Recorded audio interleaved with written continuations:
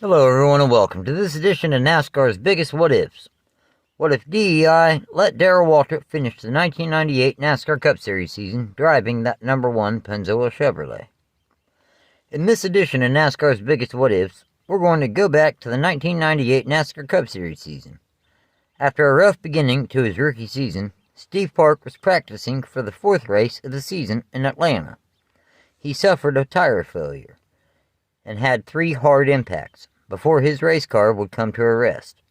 His injuries would consist of a broken leg, a broken collarbone, a broken shoulder blade, along with 2 chipped teeth, forcing him out of the number 1 Pennzoil Chevrolet.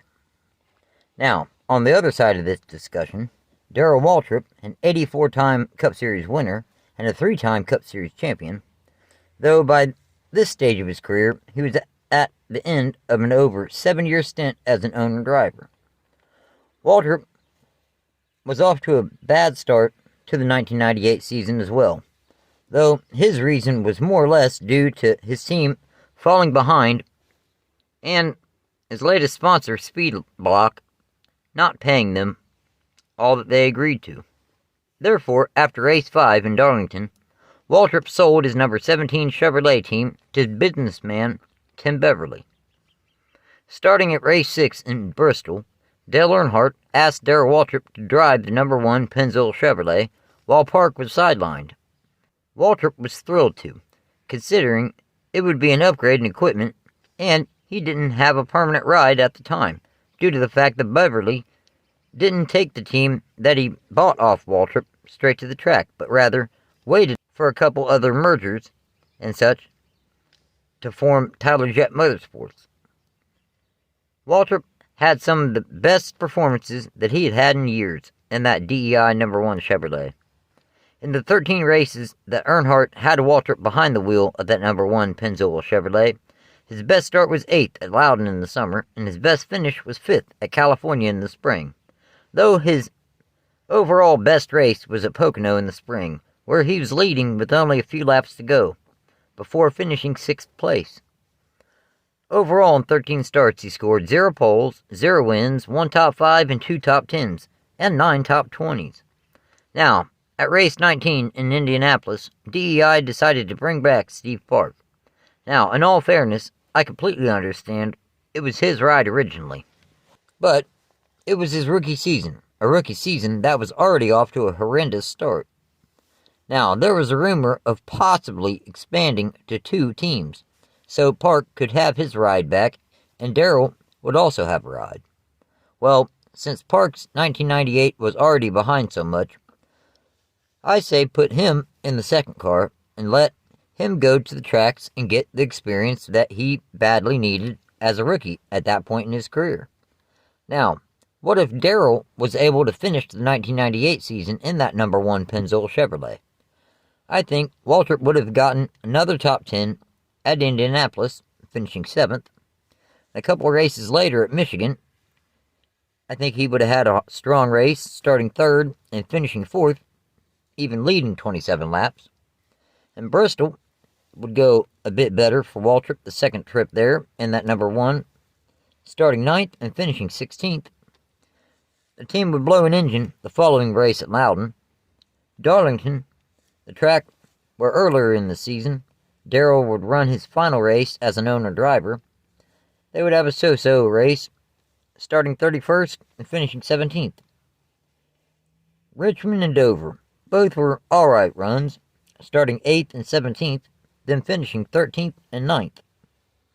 Then there was Martinsville. This is where the old man showed up, so to speak. He started first and led 221 laps on his way to finishing first, winning his 85th NASCAR Cup Series race, as well as his 12th career Cup Series victory at Martinsville Speedway. This would also be Dale Earnhardt Incorporated's first career NASCAR Cup Series victory. The next race at Charlotte Motor Speedway saw another solid run, with Daryl Waltrip starting 10th and finishing 6th. Next up was the rare back-to-back super speedway races at Talladega and Daytona. The reason Daytona was run so late in '98 was due to the wildfires in Florida around the time that the race was scheduled in the summertime. At Talladega, Waltrip started 14th and led 12 laps before getting caught up in the big one, finishing 27th. Now, the following race at Daytona, Waltrip had a much stronger performance. He started 5th, led 19 laps, and finished 3rd. At the race out in the Arizona desert in Phoenix, Waltrip continued his hot streak, starting 10th and finishing 8th. In the penultimate race of the season at Rockingham, the race car was just a tick off, but still was fast. Darrell started 12th and finished 11th.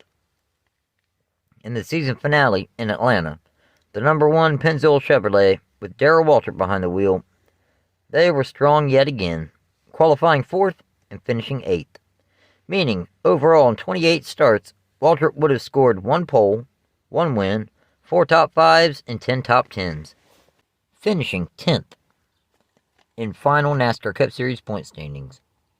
Park, he would return at Indianapolis, and he would drive a number 01 Pennzoil Chevrolet.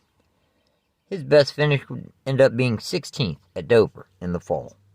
This is just a rendition of what I think could have happened if they let Daryl Waltrip finish the 1998 season behind the wheel of the number 1 Pennzoil Chevrolet. Now, from there, working this into maybe finishing his career at Earnhardt Incorporated. But that is something we will never know, folks. Thanks for watching, everyone. Take care.